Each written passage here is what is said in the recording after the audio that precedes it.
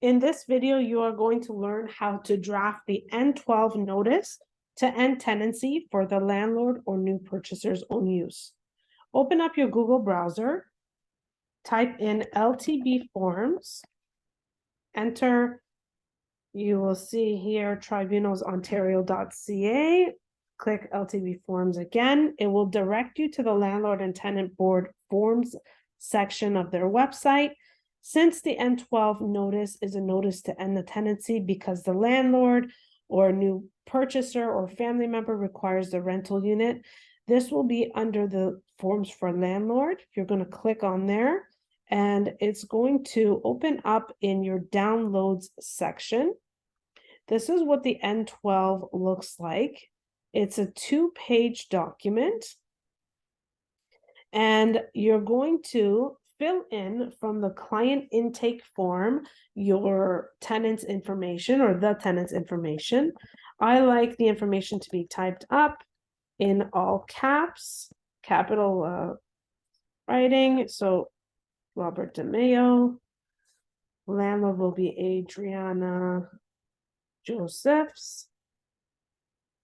Make sure that your spelling is correct and that you don't make any errors, because if you do, you are going to have the notice dismissed at the board and you're going to have to restart the process. The address of the rental unit must be clearly identified. If it has a basement unit, make sure that you to include the basement unit. If it includes a unit number, a suite number, make sure you clearly identify it as well.